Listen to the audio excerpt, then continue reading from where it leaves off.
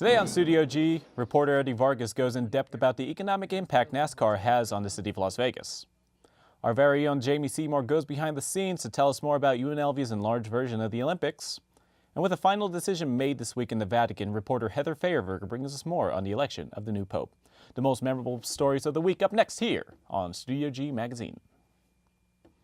Bringing you the news at noon. Live over the web. Informative. Investigative. And student-run. This is Studio G Magazine on UNLV TV. And your show comes in 3, 2, 1. And we're live to the web. Hello and welcome to another edition of Studio G Magazine. I'm Carl Winder, and today I will bring you a recap of the most popular stories from this week's cast.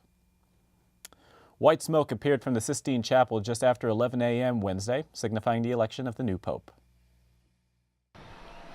I announce to you a great joy. We have a Pope. Jorge Bergoglio, the 76-year-old Archbishop from Argentina, is the new Pope. Local Catholics were surprised to hear the Cardinal's choice. I had no idea. Everyone in the room right here basically whipped out their iPhones trying to look up who he was, what he stood for. But yeah, so just a big shocker, especially his name, taking the first, Francis the First, Pope Francis the First is pretty big. Choosing a papal name is based on what that Pope might represent. Bergoglio has chosen the name Francis I. Now that Pope Francis is taking the name Francis, no one has any real idea what that means, what the name is going to mean. He's going to set that precedence, which is cool because, in the future there might be a Pope Francis II, and they choose that name based off of what this Pope does in his papacy. Kind of assuming maybe took the name Francis because he's going to play a bigger role in social justice.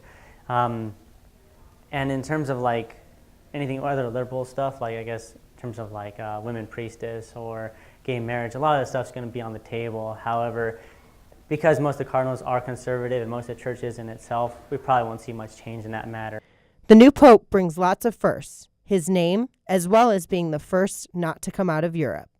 The faith actually started really in the Middle East, but it exploded, in Europe, and that's where most of, that's where all the popes have ever been from, Italy, Germany, Poland. However, thinking of a Western pope is kind of far and few in between. But now that we've kind of broken that ice, from Argentina, right? Mm-hmm. It's really great. I think it says a lot and a lot towards the future because now the papacy is kind of touching even more all over the world. As you know, the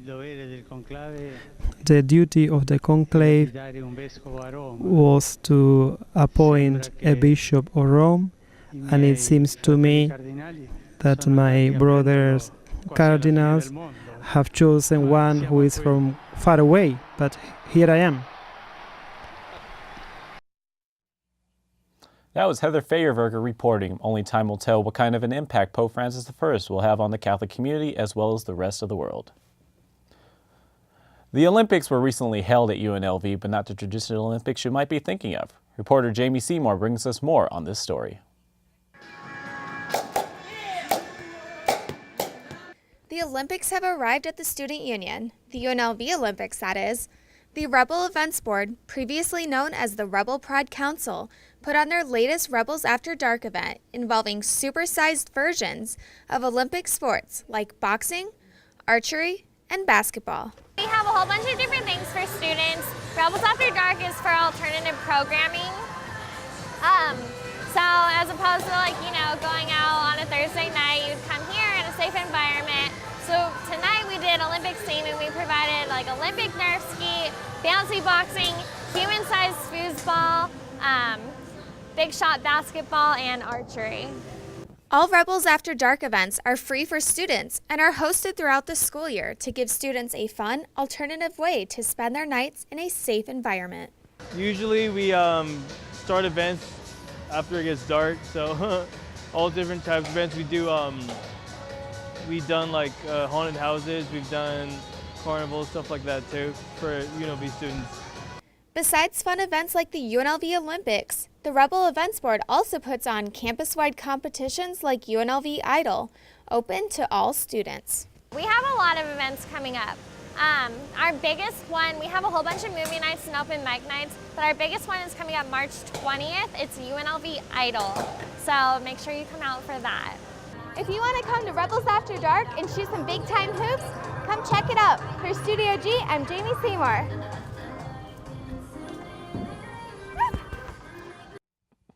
For more Rebels After Dark events, be sure to check out the Rebel Event Board's Facebook page. NASCAR visited the city of Las Vegas this past weekend for its third race in the 2013 season. Besides bringing an adrenaline rush for most of its fans, the sport has also made quite an economical impact in the city it visits. Eddie Vargas has more details. Do you feel the adrenaline rush? Because this is the excitement that brings in thousands of NASCAR fans to the Las Vegas Motor Speedway's annual NASCAR weekend. This event has had a great economic impact on Las Vegas since it began in 1998 and has brought in billions of dollars to Southern Nevada since its inception. This year, NASCAR made its 16th visit to Las Vegas, and local businesses across the valley benefited from this event, as race fans filled in hotels, restaurants, and other great places this town has to offer. Well, at this camp, we probably bring in about $1,000 per guy, and there's 25 guys. So it's $25,000 just at this camp. When NASCAR first came to Las Vegas, local merchants and businesses were afraid that fans would just watch the race and leave. Instead, people came into town and started spending money everywhere, and each dollar they spent started to boost the economy. As a result, everyone started to benefit from NASCAR weekend, and it's emerged as one of the biggest annual events Las Vegas has to offer, and it continues to grow. Chris Powell, president of Las Vegas Motor Speedway, said that we employ thousands of people on race weekend. Fans contribute to employment across the valley, including servers, bartenders, skycaps, taxi drivers, and valet drivers. This event affects just about every worker in town, stated the LVMS president. According to the Las Vegas Convention and Authority research, 71% of fans come from out of town. We came all the way from Salt Lake City, Utah, and have been coming for 4 years. Last year alone, Las Vegas seen an economic impact of $240 million. Let's hope we repeat that this year. Be sure to tune in tomorrow where Bree Bradley will have more coverage on NASCAR on Motorsports Minute. That's all I have for you today. Reporting for Studio G, I'm Eddie Vargas. For a sport that spends a lot of time going in circles, we are happy to have NASCAR and its fans bring a straight line of revenue to our city. Keeping up with the NASCAR theme this week, I decided to join the weekend festivities and find out for myself the different viewing points during a race. NASCAR has over 100,000 people annually in Las Vegas. For some trailblazers, it isn't enough to sit in the grandstands or even view it from the rooftop. The RV travelers have a different solution. I don't want to damage the trailer, but at the same time, you want to watch the race from a higher point of view, right? Even though some may look dangerous, one RV roof deck was professionally built by an MGM architect. Well, my stepdad's a carpenter. He's the one that came up with the idea. Just having 10, 15, 20 people on top of the motorhome, it began to feel unsafe. Stepdad came up with the deck, built it in about 3 days at the home shop, brought it out here the first year, tested it out, and it worked. Now, there's some decks where you can actually watch the race. There's some decks where you can watch television and watch the race. But there's only one deck here at the Las Vegas Motor Speedway that has its own bridge in between two trailers. These guys all wanted to go to Vegas for this race, and they were trying to figure out how we could be up on top. This one was built 5 years ago, that one was built 3 years ago, and the bridge was built 2 years ago. For Roberts, there wasn't a reason for building the bridge. I don't honestly know, other than I decided it'd be fun. The bridge maker has ambitious goals for his unique structure. Yeah, what we've talked about is building them to where that we didn't have to take them off.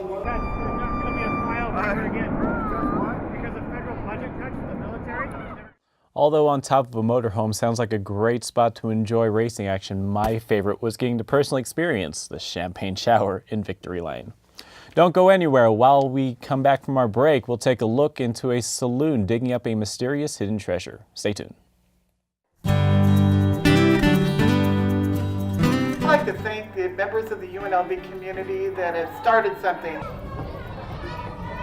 I became a big sister to make an impact in a child's life. I became a big brother to get involved in my community. 4 hours a month, you can make a big difference in the life of a child. I became a big sister because I wanted to start something. Contact Big Brothers Big Sisters of Southern Nevada and start something today.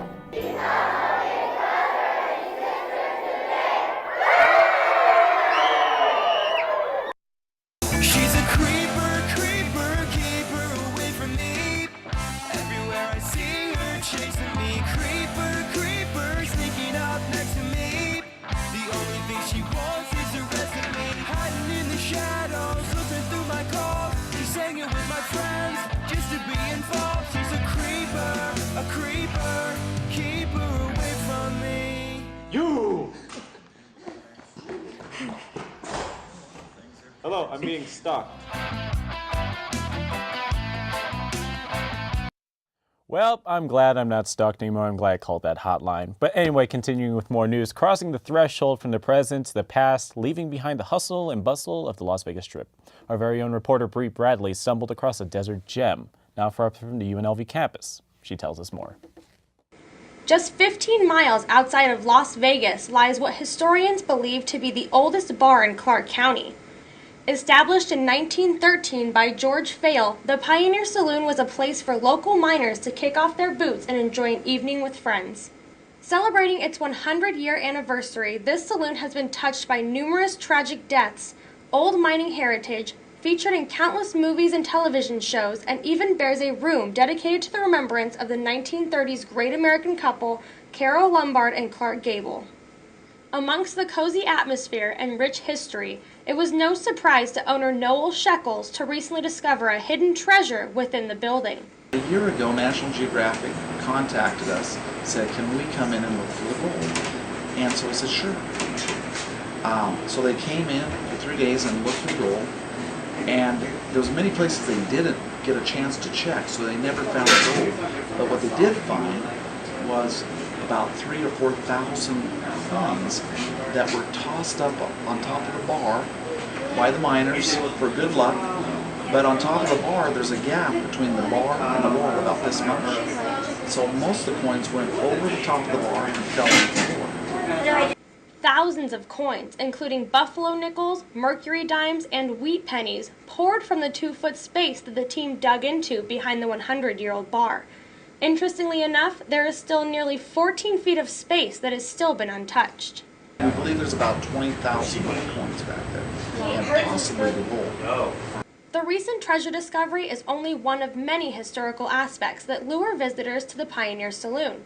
The old Western environment, live music, weekly ghost hunting, and traditions of signing the bathroom walls also pertain to many people's taste, just to name a few.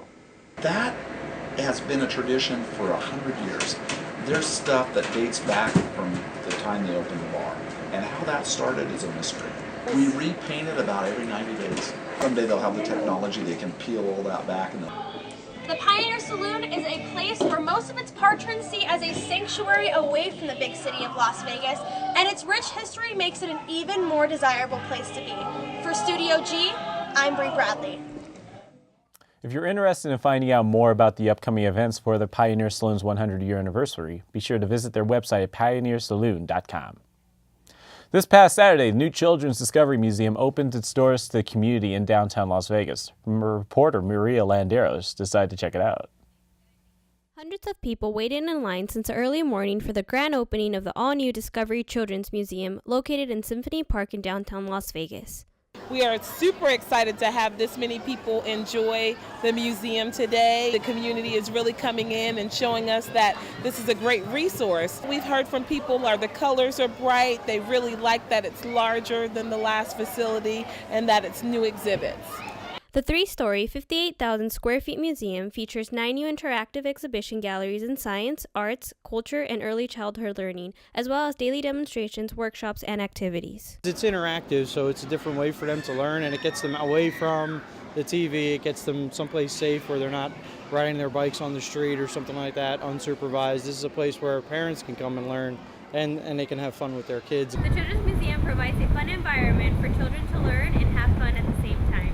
There is also a 5,000 square feet traveling exhibition gallery. Discover the Real George Washington is currently on display through May 15th, and it is not only catching the children's attention. So the exhibit really traces his life, starting with his first career as a surveyor, then as a soldier, a Virginia planter, coming to the Revolutionary War, and then being president. But it also ties in with that public life elements of his private life. There's also an opportunity to see his real, actual false teeth, which were not made of wood as legend would have it. The museum's mission is to serve the community's ever-changing needs and ignite a love of lifelong learning. In its opening day, most would agree it has already begun to do just that. It's going good. Everything here is fun, and I like coming. It was really fun with my daddy and my nonni and papi, and doing lights that made energy, played music, and went down the slides, did the tuba. They can like bring me every day. For Studio G, I'm Marie Landeros. Oh, that looks so much fun. The museum is open to the public and ready to explore. Be sure to take a look. Speaking of public events, reporter Honey Love brings you an inside scoop into the Las Vegas Gospel Fest.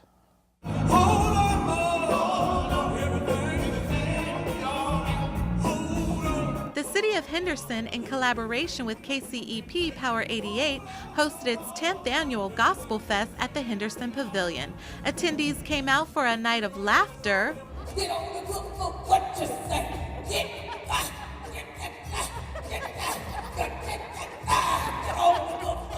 music,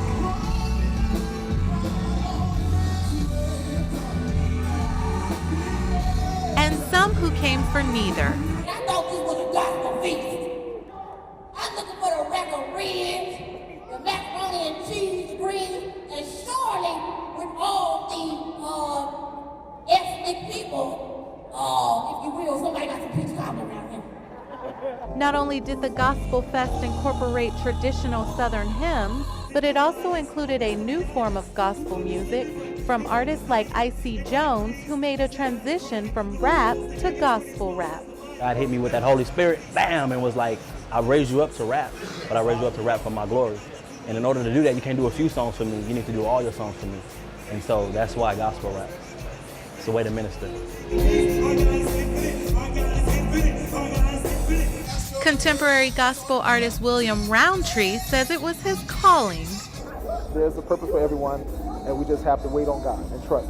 I tell people all the time, I don't beg nobody to do anything. People ask me to sing, I wait on God. When people ask me to sing, that's a door opener for me to minister and let God use me. And from there on, whatever else God's will is for my life, I go with that.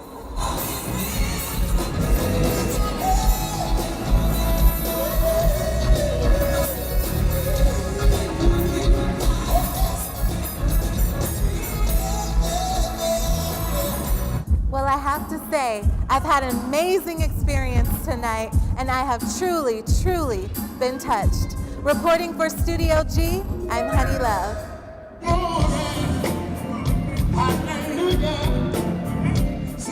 Be sure to keep an eye out for next week when an update with Las Vegas entertainment news with Honey Love. When we return from the break, we'll tell you why you may want to be a little bit more cautious while driving around town. Stay tuned.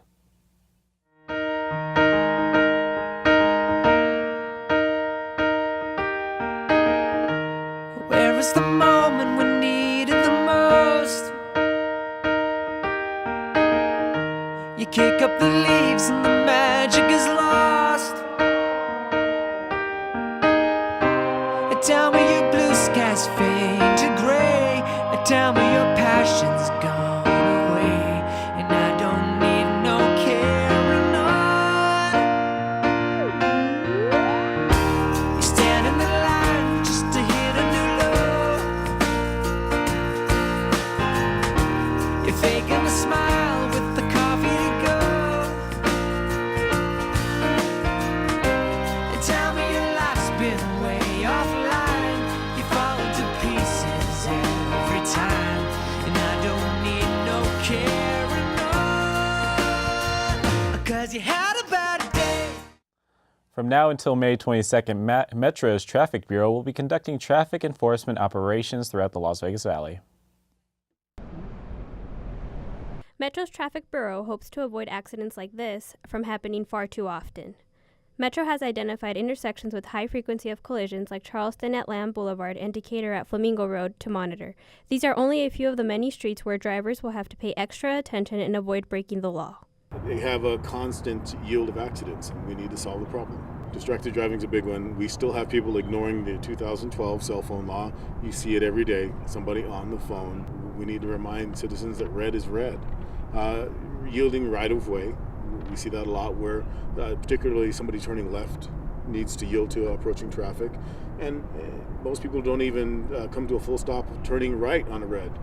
UNLV students think extra enforcement is a good idea and believe it is also needed close to campus. whatever they can do. If there's, especially on really busy streets where there's a lot of pedestrian like walking, like right here, or just now, literally when I walked past that crosswalk, someone was like in the crosswalk, not paying attention because they were on their phone, and that literally just happened. So it's definitely a lack of attention.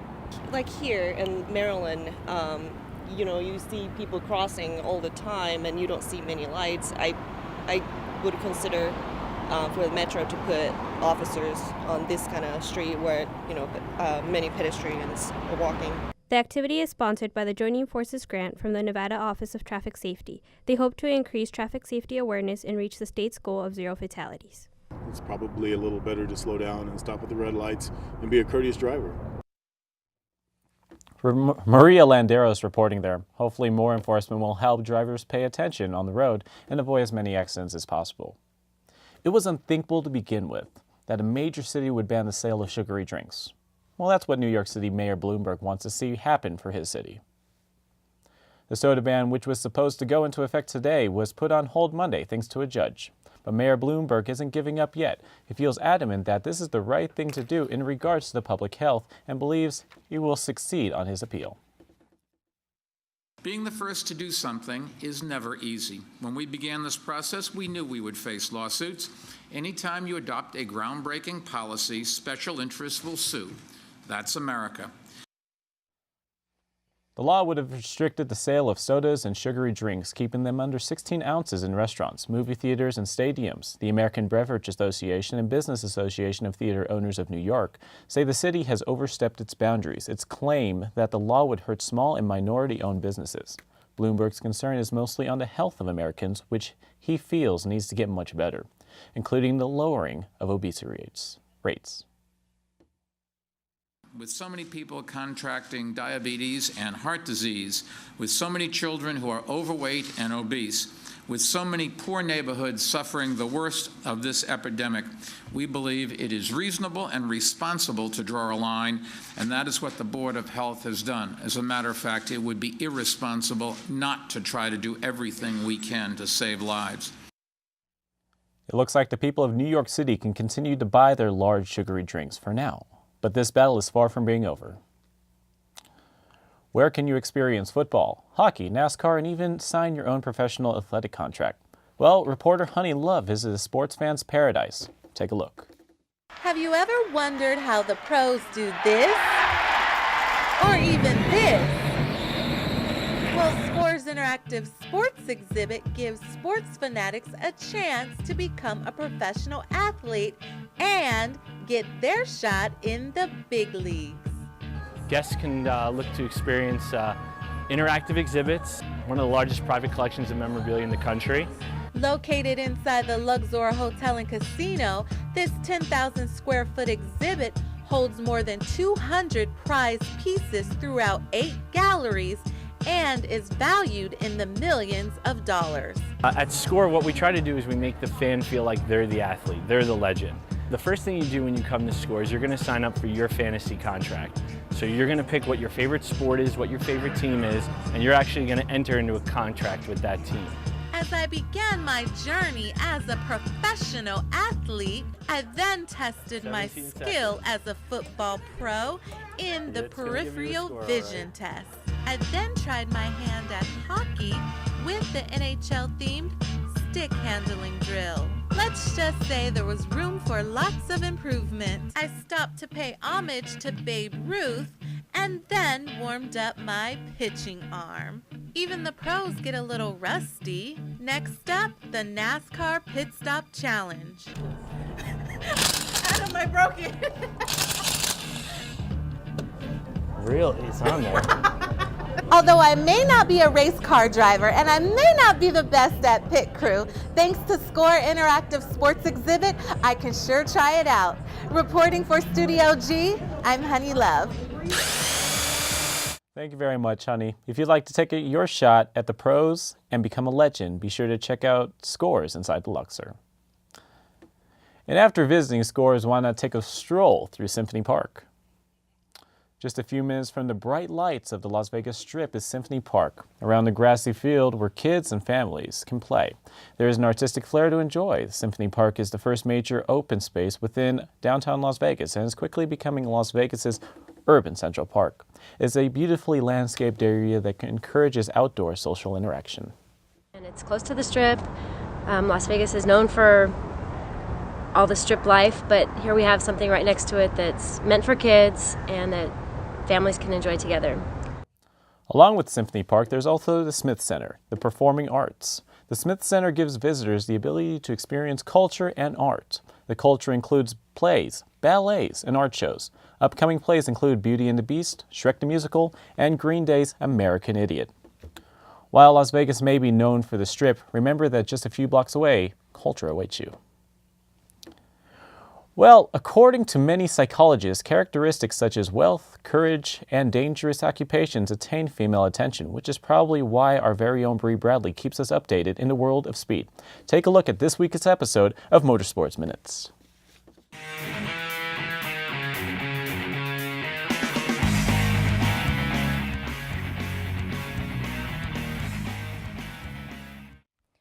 Good afternoon, fellow motorsports heads, and welcome to this week's edition of Motorsports Minutes. I'm Bree Bradley.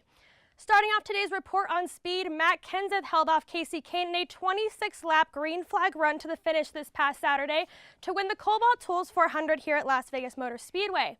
In winning the 25th NASCAR Sprint Cup Series race of his career, Kenseth, who also turned 41 on Sunday, became the third driver in the series history to win on his birthday, joining Cale Yarborough and Kyle Busch in that exclusive club. Speaking of the Las Vegas native Busch brothers, Kyle Busch was penalized for speeding upon entering pit road on lap 46. While he battled back to take the lead once again, Busch faded back nearing the end of the race, finishing in 4th place, while brother Kurt Busch finished in 20th.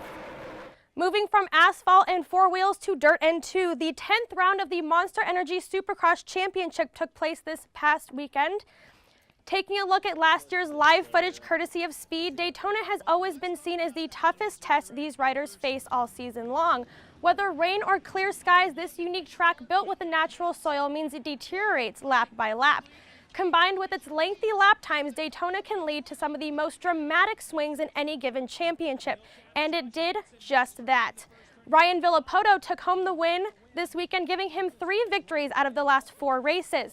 Second place went to Davey Millsaps, followed by Ryan Dungey, Trey Canard, and Chad Reed, rounding out your top 5 finishers. Round 11 from Indianapolis will take place this upcoming Saturday with 7 races still remaining. This championship battle is nowhere close to being over. And finally, the most famous off-road race in America will be visiting Las Vegas this next week. The Mint 400 was first organized in 1967 as the Mint 400 Off-Road Rally in hopes of promoting and publicizing the Mint Hotel in downtown Las Vegas. Now, 46 years later, this great American off-road challenge has only gotten bigger and better. Race fans can expect an entire week of events leading up to the race, including a race vehicle parade down the Las Vegas Strip next Wednesday, a driver meet and greet, the KMC Wheels Pit Crew Challenge, and the Miss Mint 400 crowning next Thursday, and Tech and Contingency on Fremont Street next Friday, and of course the 400-mile long race on Saturday. For any information on this upcoming event, be sure to visit themint400.com. I will be sure to be following this event as it unfolds, so be sure to tune in for next week's Motorsports Minutes. Edition of Motorsports Minutes. Thanks for tuning in. Now let's send it back to the desk with our anchors Alexis and Eddie.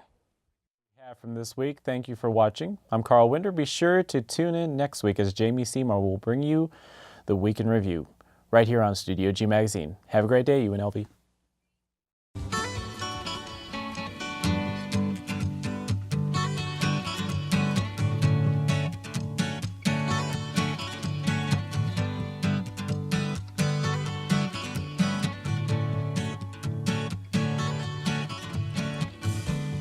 Chewing on a piece of grass, walking down the road.